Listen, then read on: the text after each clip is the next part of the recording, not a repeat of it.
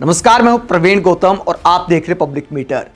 दोस्तों, over confidence में अमित शाह ने राहुल गांधी को चैलेंज तो दे दिया, लेकिन अब राहुल गांधी ने अमित शाह का चैलेंज चूंकि कबूल कर लिया है, तो क्या अमित शाह अपनी बात पर टिक पाएंगे या जुमला कहकर भाग जाएंगे? वीडियो में इस बात का विश्लेषण करेंगे।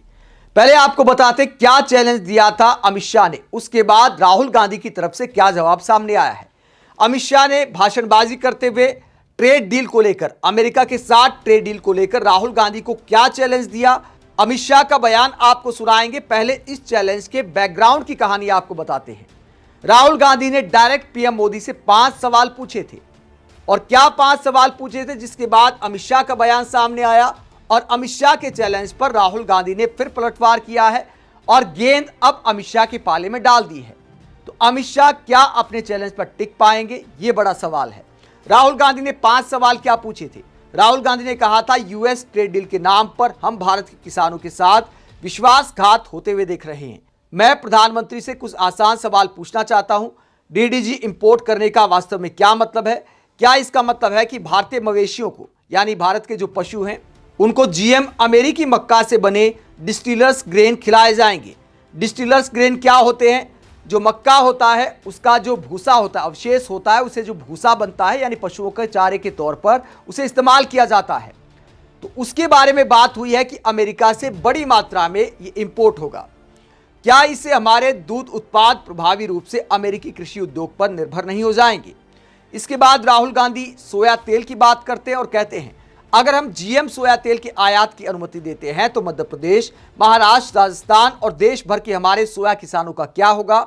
वो एक और कीमतों का झटका कैसे झेल पाएंगे? यानी सोया तेल अगर अमेरिका से इंपोर्ट होता है तो जाहिर सी बात है हमारे देश में सोया की कीमतों में गिरावट आएगी।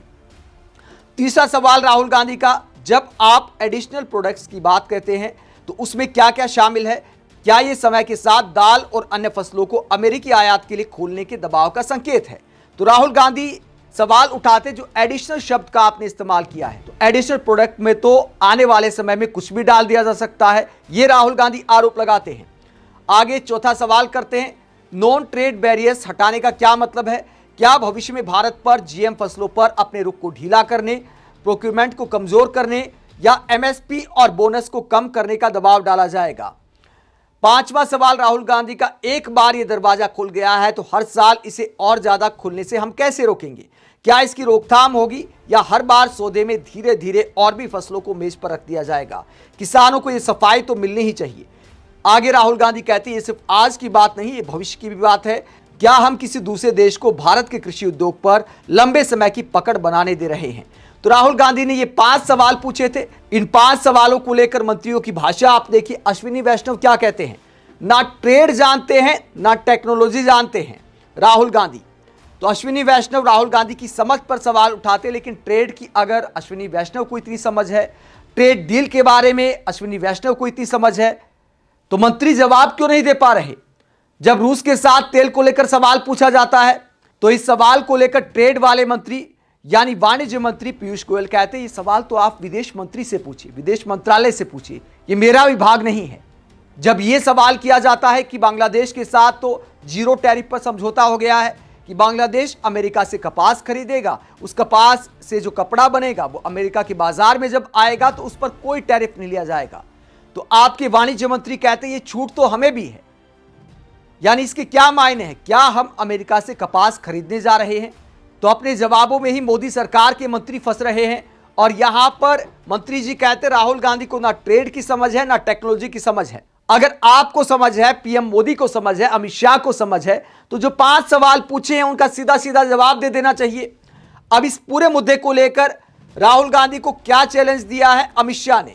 अमित शाह ने क्या बोला, जिसके बाद राहुल गांधी का जवाब सामने आया है? क्या कहते हैं अमित शाह, जरा सुनिए। और मित्रों, वो गुमराह कर रहे हैं कि यूरोपियन यूनियन, इंग्लैंड, इसके साथ हुए जो एफटीए और अमेरिका के साथ हुई ट्रेड डील, ये दोनों के माध्यम से मोदी जी ने किसानों के हित को नुकसान पहुंचाया है। मैं राहुल गांधी जी को चैलेंज देना चाहता हूं, किसी भी मंच तय कर लो, भारतीय जनता पार्टी का युवा मोर्चे का अध्यक्ष आकर आपसे चर्चा कर लेगा नुकसान किसने किया है। मैं इस देश के किसानों को इस मंच से आश्वस्त करना चाहता हूं, क्योंकि एक प्रकार से कार्यक्रम जो है, एक प्रकार से तो ये कार्यक्रम गरीबों को पारदर्शी तरीके से अनाज पहुंचाने का है, मगर ये कार्यक्रम किसानों का भी है, क्योंकि अनाज कहां से आता है। तो अमित शाह चैलेंज देते हैं राहुल गांधी को डिबेट के लिए कि आप मंच तैयार कर लो, हमारे युवा मोर्चा का अध्यक्ष आपके साथ डिबेट करने आ जाएगा। यहां पर भी राहुल गांधी को नीचा दिखाया जा रहा है। राहुल गांधी लोकसभा में नेता विपक्ष हैं, अगर उनकी किसी के साथ डिबेट हो सकती है तो डायरेक्ट प्रधानमंत्री के साथ, और चलो प्रधानमंत्री ना सही तो दूसरे नंबर के नेता मान लीजिए अमित शाह के साथ ही डिबेट हो जाए। लेकिन यहां युवा मोर्चा के अध्यक्ष का नाम लेकर एक तरह से अमित शाह यह जताना चाहते हैं कि राहुल गांधी का स्टैंडर्ड नहीं है पीएम मोदी के साथ बहस करने का या हमारे किसी मंत्री के साथ बहस करने का, इसलिए युवा मोर्चा के अध्यक्ष का नाम लिया। मतलब कोई सांसद नहीं, कोई मंत्री नहीं, उससे भी नीचे लेवल का लगा लिया राहुल गांधी को। यह होता है राजनीति में नीचा दिखाना। अब अमित शाह ने इस अंदाज में नीचा दिखाते हुए चैलेंज दिया तो राहुल गांधी ने भी उसी अंदाज में जवाब दिया है, कबूल कर लिया अमित शाह का चैलेंज। और क्या जवाब दिया है, सुरजेवाला ने प्रेस कॉन्फ्रेंस की और क्या कहा अमित शाह के चैलेंज पर, जरा सुनिए। क्योंकि आप ट्रेड डील पे सवाल खड़े कर रहे हैं, कल गृह मंत्री अमित शाह का बयान आया था, उन्होंने कहा था कि जो ये ट्रेड डील पे फार्मर्स और व्यापारियों की आप लोग बात कर रहे हैं, उन्होंने कहा है कि राहुल गांधी अगर चाहें तो खुले मंच पे आके चर्चा कर सकते हैं। कहीं ना कहीं चैलेंज किया गया है गृह मंत्री अमित शाह द्वारा राहुल गांधी को कि वो आके चर्चा कर सकते। तो क्या कांग्रेस पार्टी इस चैलेंज को एक्सेप्ट करेगी? क्या आप कोई ओपन डिबेट के लिए जाएंगे? देखिए, राहुल जी ने इसीलिए हमको और खड़गे जी ने आदेश दिया कि तथ्य सार्वजनिक पटल पर रखो। अगर अमित शाह जी चाहें हम बीजेपी के कार्यालय में आपके समक्ष वो बहस को तैयार हैं, मैं आज चले जाता हूं, अभी आज कहें आज चले जाता हूं, कल कहें कल चल पड़ता हूं, अमित शाह जी की मर्जी है। उन्होंने मुझे निर्धारित कर दिया है, वो जिसको निर्धारित करेगी पार्टी वो जाने को तैयार है। तो अमित शाह जी तारीख और समय बता दें, और यहाँ आना चाहे तो हम यहाँ अच्छी चाय पिलाएंगे उनको, आपके साथ बैठाएंगे, तो यहाँ भी हम तैयार। सर, आपने 2-3 क्रॉप की चर्चा की जिसमें ज्वार, मक्का और सोयाबीन। तो सुरजेवाला ने साफ कर दिया कि राहुल गांधी ने मेरा नाम तय कर दिया है। अगर अमित शाह बीजेपी के युवा मोर्चा के अध्यक्ष का नाम ले रहे हैं तो सुरजेवाला कहते मैं अपनी पार्टी की तरफ से राहुल गांधी की तरफ से बीजेपी कार्यालय जाने को तैयार हूं, या तो वहां पर ओपन डिबेट हो जाए या फिर हमारे कांग्रेस के कार्यालय पर ओपन डिबेट हो जाए। यानी राहुल गांधी ने कांग्रेस से गेंद अब अमित शाह के पाले में डाल दी है। तो क्या अमित शाह इस चैलेंज को कबूल करेंगे, इस बात की कोई उम्मीद नजर नहीं आती। ये बातें हल्के फुल्के अंदाज में बोल दी जाती हैं, डींगे हाँकने के अंदाज में। कौन सा राहुल गांधी डिबेट करने वाले हैं, इस बात की उम्मीद के साथ अमित शाह ने बोल दिया। अब कांग्रेस ने जवाब दे दिया। अब अमित शाह को कोई जवाब देना नहीं है। गलती से अगर किसी पत्रकार ने पूछ लिया तो कह देंगे वो तो एक जुमला था, जैसे 15 लाख वाले सवाल पर बोल दिया था कि वो तो एक जुमला था।